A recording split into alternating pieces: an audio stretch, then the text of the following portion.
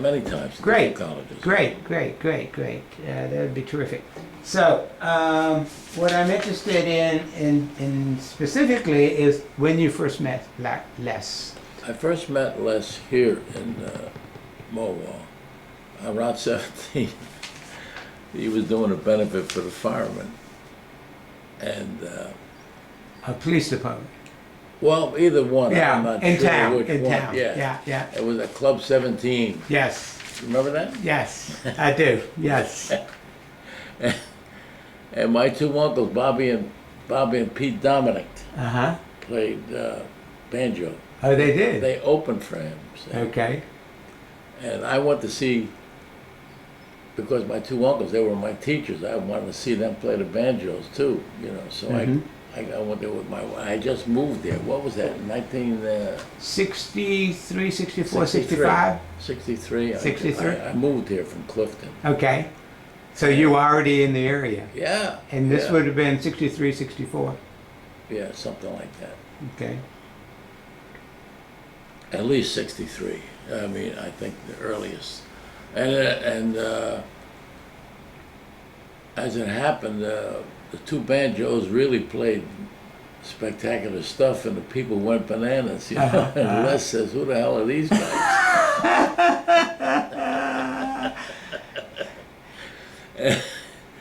And the next day, Les had them recorded at his house. He did? Yeah, He invited them over yeah, there? he knew what was going on. Yeah.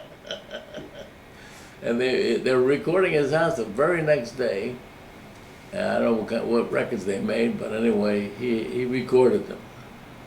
And I got to meet Les that night. And Les asked me if I was the rhythm guitar player on a Ray Charles record, Georgia on My Mind. I said, yeah, that was me. Wow, he said, that was great. He said, I was doing records every day, you know. Yeah. I was doing like three recordings a day in New York City with everybody. I couldn't remember what I did, you know. And then we became friends. In fact, he was a great admirer of rhythm guitar. It's hard to believe that a great soloist like he loved rhythm guitar. He knew it upside down. Because in his trio he had a rhythm guitar player. I wish I had played from that. And we became friends. And then I got a call once from Sam Bruno, who was Les's favorite bass player. And he said, Les wants you to come up and record with the Mulcahy's. It was a harmonica group. I guess they knew Les from the show business days, you know, when they played theaters. So I said, yeah, I'll come up. It was on a Sunday afternoon.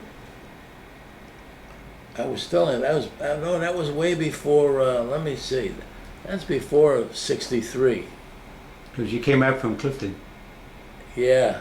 Okay, so you knew him before. It precedes the benefit with the fire. Yeah.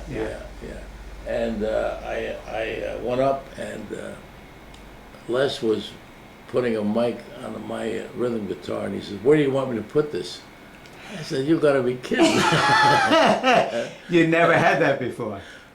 Well, I mean, he's asking me where to put it. Oh, right. So I started laughing. You got to be kidding. And he was a bug about great microphones. Yes. And the only microphone he ever bragged about was the 44. The ribbon mic. It was shaped like an octagon shape, you know, with holes in it. You always see everybody's picture with that mic in front of them. In fact, this is the kind of anecdote that we can use in the exhibit. Yeah. Because we can quote you on that. Because we have some of these mics. You do? Yeah. Wow. Because they were in the house. He kept everything. I know it. He's got a house I know full it. of stuff. You have to walk in sideways. Yes, yes. I took a tour of it last month. It's quite fascinating. It's like a museum itself. It's too bad we can't convert the house into a museum, but I guess Yeah, the neighbors might well, not. yeah, It wouldn't work. no good. Yeah. One thing I came across in my research is that in '64, Mary leaves him, goes back to California, and he plays for a little while with his sons, I guess, in the area. Yeah. Then the biographer that I read said in '72 you contacted him and asked him to play at the St. Regis with you. Oh, in Manhattan. that's what happened. I was teamed up with George Barnes, who happened to be Les's competitor in Chicago when he was like 16. He was a virtuoso soloist. George Barnes was an unbelievable guitar player. And I had been with him for about 2.5 years. And for some reason, we had a minor spat, one of those stupid things. And we broke up. But I was playing at the St. Regis, and George says, I'm not coming in tonight. So I called Les. I said, Les, you want to come in and play with me? So he said, I'll be down. He did the whole week with me. Yeah. And we even paid him too. He got paid, just like George would have got paid. Now, it seems like from what I read is after Mary left, he went into a little bit of a hiatus. He wasn't doing so much professionally. No, we did. I'll tell you, we did a couple of morning shows. We did maybe the ABC. I'm not sure what the names of the shows were. I know we did two spots in the morning, with just two guitars. But he wasn't the prominent figure so much then. No. But anyway, when he got with me at the Regency, he started playing, Yeah. And did he play regularly then with you? Well, he just stayed a week. Okay, My last week, and then I left. Okay. I think then George came back with Artie Ryerson. Okay. But, And what I have in my notes is that you two played together at Carnegie Hall in '75. yeah. So that was a big gig. We played a couple of places. We played with, who was there? Not on the Carnegie Hall, but we played Town Hall with Joe Franklin. Remember Joe Franklin? Yes. And that was a very nice concert, just the two of us, just two guitars. But the one at Carnegie Hall had a lot of different guitars on it. I think it was, if I'm not mistaken, it was Lorenzo Almeida, Zabor, Gabor, I'm not sure if it was Benson. Benson was at another one at the Metropolitan. And we all played together, I think, at the end. But the one at Town Hall,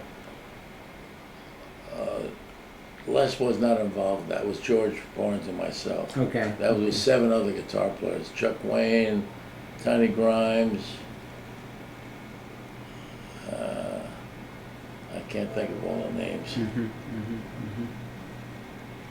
And then you did a program at Rutgers in '85. Well, we did a great TV show there called New Jersey Jazz Guitars with Les, Tal Farlow, myself, and my son.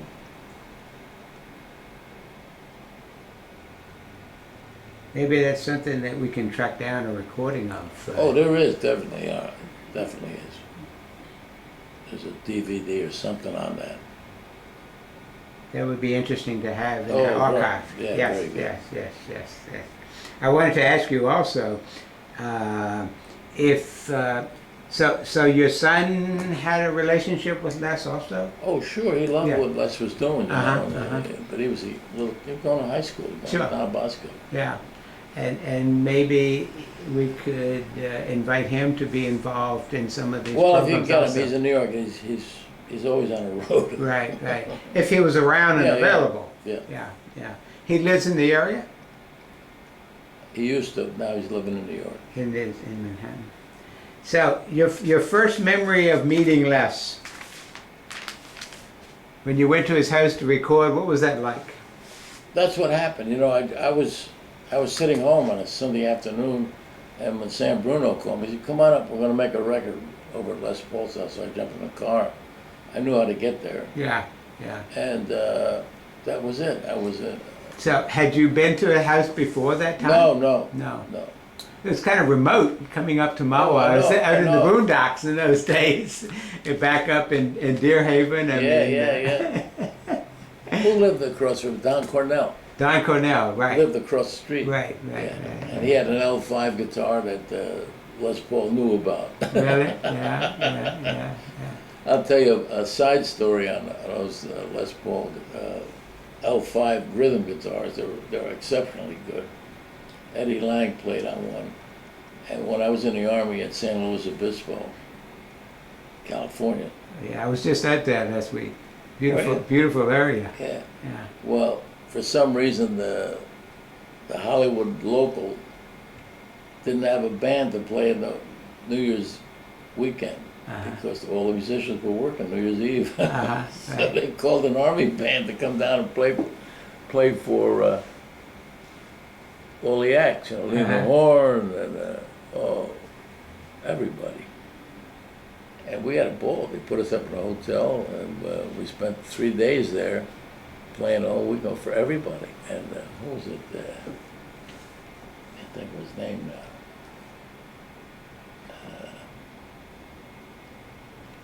Perry Botkin was Bing Crosby's guitar player. He was also a contractor for everyone. He was a very fine guitar player. He had an L5 too. Beautiful guitar that Les always liked.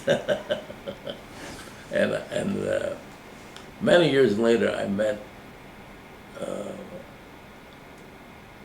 Perry Botkin's son as an arranger in New York at Columbia Studios. And I knew the name. I said, "Gee." I went up to him. I said, "Your father was a great guitar player. Played behind Bing Crosby and everybody. You know, he had a great guitar and everything." I told him I met him when I was in the Army, and well, I'll jump ahead. And many years later, I'm playing at the Regency Hotel with my son. Mm-hmm. And when we finished playing Honeysuckle Rose, he yells out, "You guys are not guitar players, you're banjo players."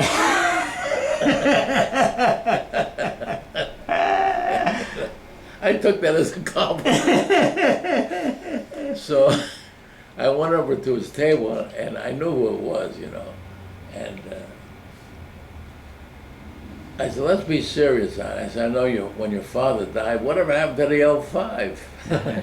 He says, "You won't believe this, but the day after my father died, Gene Autry came to the door with $2,000 and gave my mother $2,000 for the old L5. No. So that's typical of anybody who likes an L5. They'll go nuts for it. They'll go across the country for it. Yeah. I wanted to buy it, you know.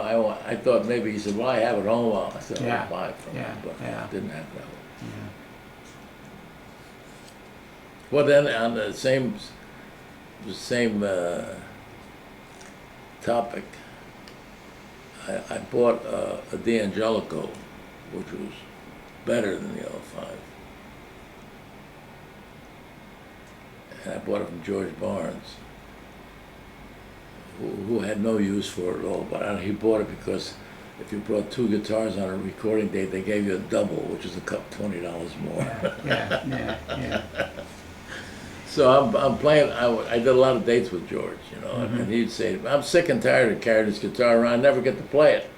He wasn't a rhythm guitar. He was a soloist. Sure. So I said, "I'll buy it from you." So I bought it from him. He said, "Give me $250 for it." So I bought it, and I brought it home. That same day, Les stops at my house in Saddle River, and I said, "Les, you got to see this." And he gave it one strum, and he took it into his car and took it home to his house, and he kept it for a whole year. He loved collecting things.